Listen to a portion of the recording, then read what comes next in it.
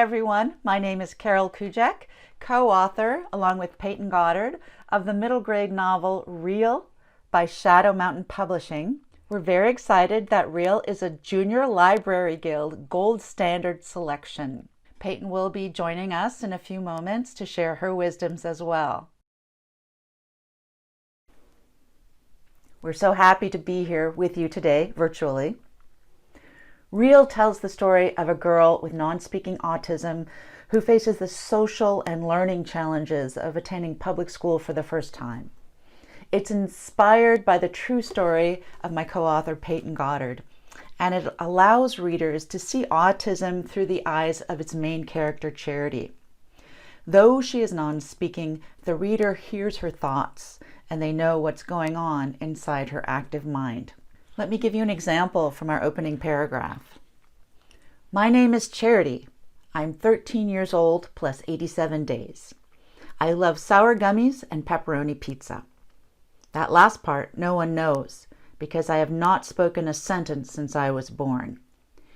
Each dawning day, I live in terror of my unpredictable body that no one understands. Because Charity has no way to communicate, it creates an environment of isolation. Most people don't understand her behavior and they react negatively to it. For this reason, she's excluded from the learning and social environments that are so important to our health and development. We called the book Real because before she could communicate, my co-author Peyton felt herself less and less like a real person as isolation and abuse robbed her of hope for a better life. Our main character, Charity, for 13 years, has had no way to tell other people what she wants or how she feels. Things we take for granted every day. I'm hot, I'm cold, I'm hungry. I'd rather have pepperoni pizza than soggy cheese pizza. Like many people with autism, she cannot always control her body movements. Standing still is scary for her. Her body craves movement to feel at peace, so she's in constant motion.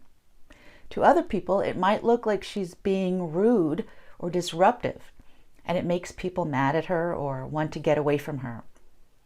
It's amazing in our society how we have such a narrow view of what's labeled acceptable behavior, especially for kids. Imagine how many kids are labeled because they can't sit still in a movie theater or pay attention while reading.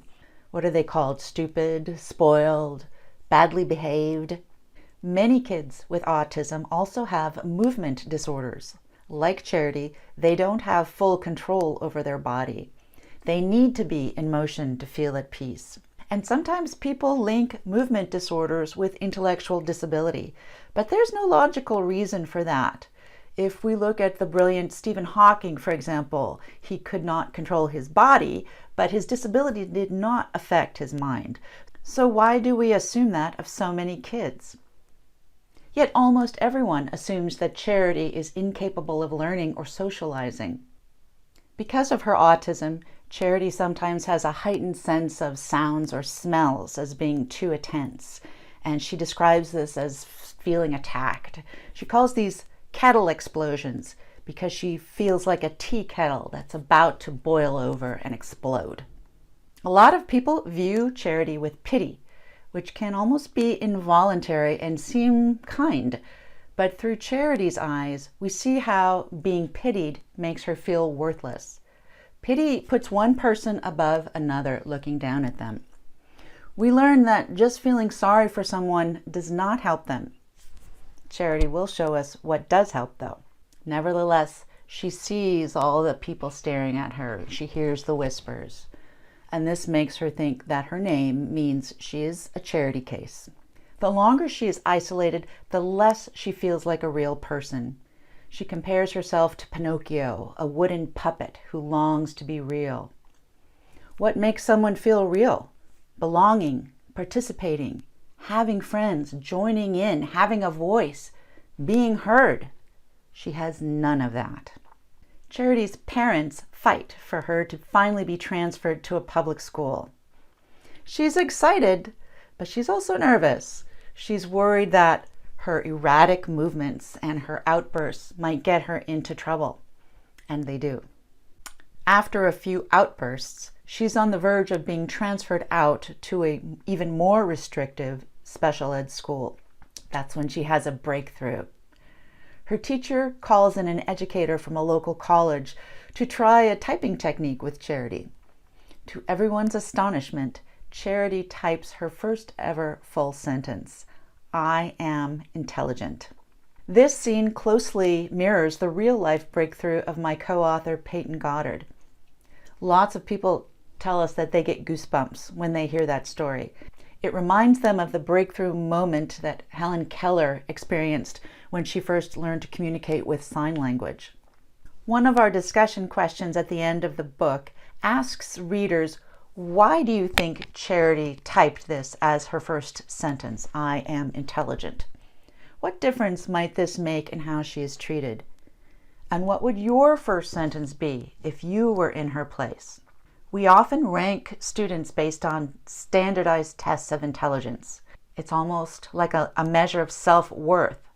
And that's why Peyton and Charity led with those words.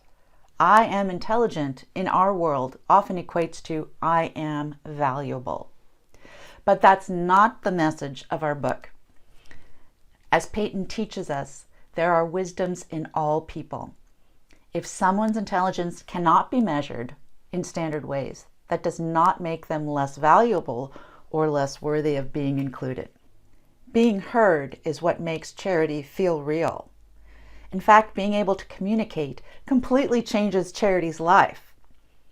Even though communication for Charity and for Peyton requires intense effort. She types on a keyboard with support, with one finger, and has to use all her energy to keep her body and mind focused on what she wants to say, one letter at a time. With communication, Charity starts to establish the building blocks of relationships. As her classmates spend more time with her, better understanding leads to greater acceptance and even friendship. We hope the story of Charity's journey shows what it's like to be different and that being different is okay. We all have differences, thank goodness, right? Regardless of the label society or even a clinical diagnosis put on us, everyone wants to belong. Everyone deserves to be treated with respect and dignity. We have a downloadable tips for inclusion for teachers and kids, and some of the tips are dramatized in the story as classmates and teachers find ways for Charity to participate. The special ed room, for example, is called the EPIC room, EPIC, which stands for Every Person is Capable. Kids in the EPIC room value Charity right away. They talk to her instead of talking about her. Kids include her in class groups. Her new friends invite her to a school dance. And Charity's dad arranges for her to join the school's basketball team. At first, Charity is upset about this. How can she possibly control her body to move in the direction of a bouncing ball?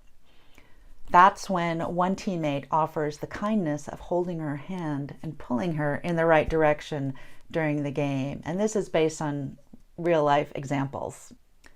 And this kindness leads to Charity really contributing to the team. Teachers in the story find ways to include Charity. They support her need to move her body, keeping her hands busy with fidgets or puzzles.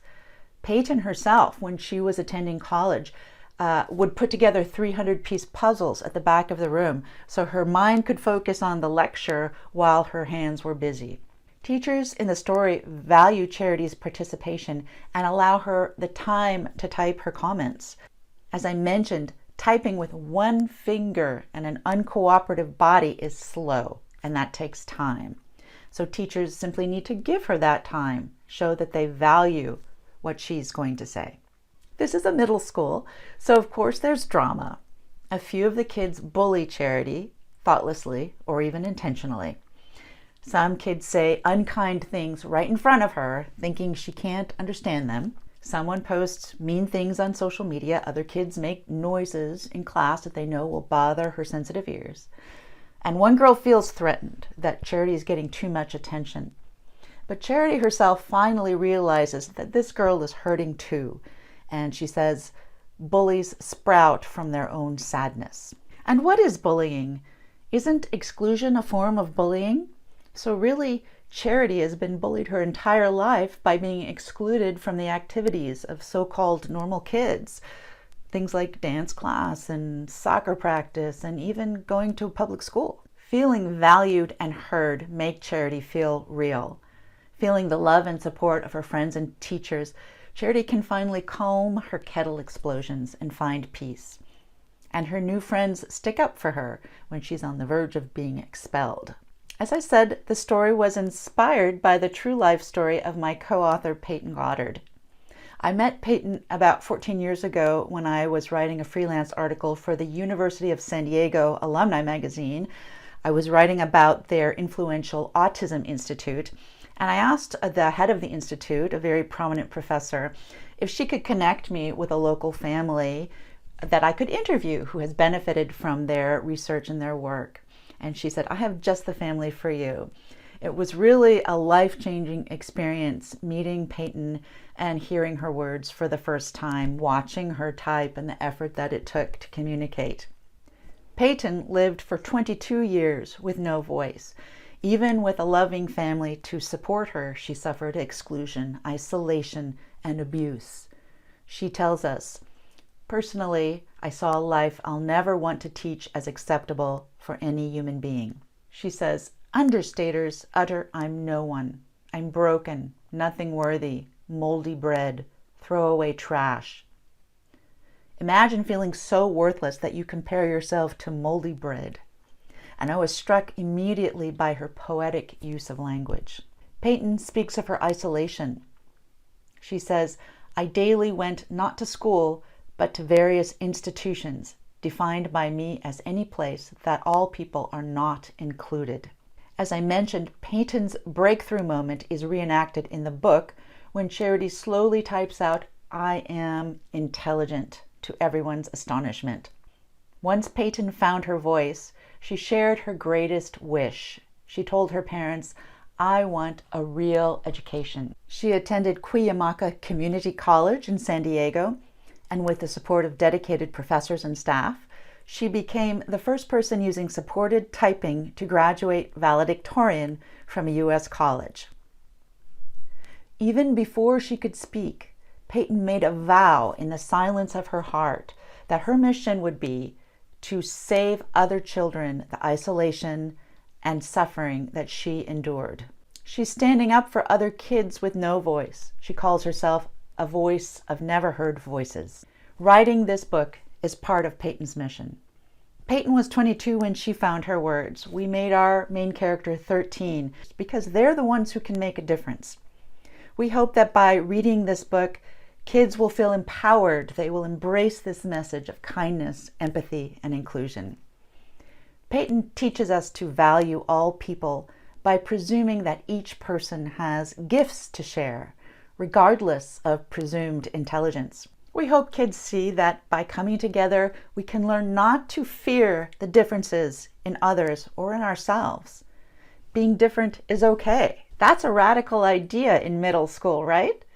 Charity, the most different person in the book, comes to realize that her own differences are okay. I'm different, and that's okay.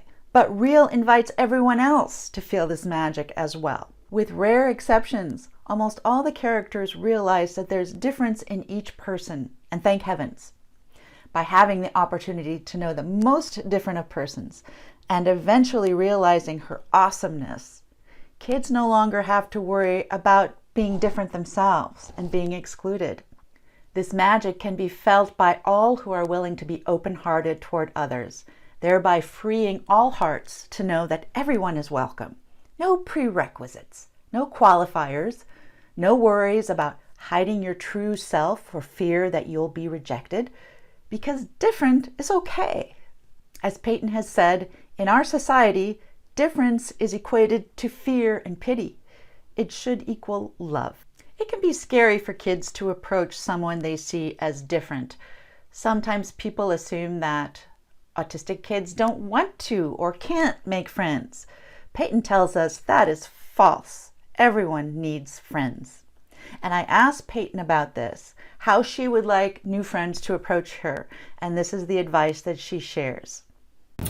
It might not appear that I want to tease a dear, dear conversation with you when we meet, but I longingly do.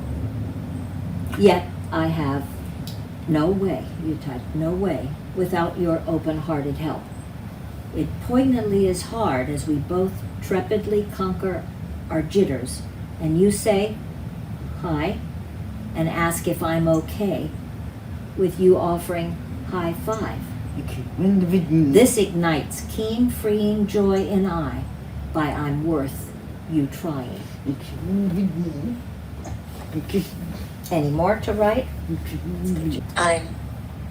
I'm J-O-Y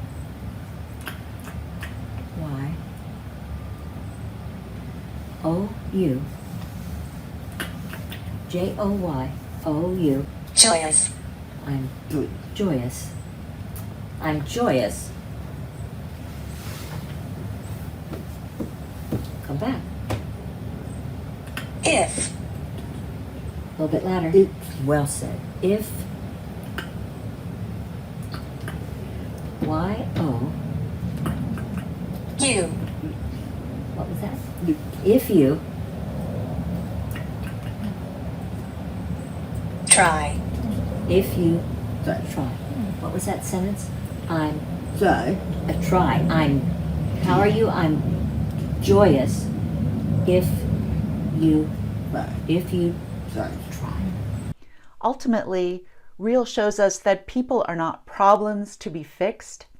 Peyton's own sufferings were not caused by her differently wired brain, but by the way the world responded to her differences. Here's what she says.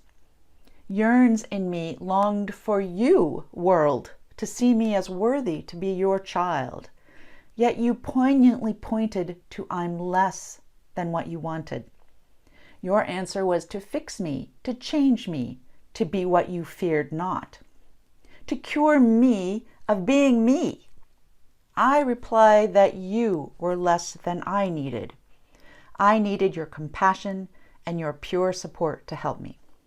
We want to empower kids with this book. We hope the book opens hearts, creates awareness, and allows readers to walk in the shoes of Charity. She answers a question at the end of the book. What is it like to be you? Her reply, I cannot do many things that other people do, but I can open my heart. Can you? In the end, Charity realizes that her name has nothing to do with pity. Charity means open-hearted love for all humanity. The Bible says 3 things abide, faith, hope, and charity, and the greatest of these is charity or love. Peyton tells us that Real is being loved. It is the quest of all. Thank you for listening. Please connect with us on social media. We would love to talk to your students. And please reach out to Shadow Mountain for school presentations. Thank you.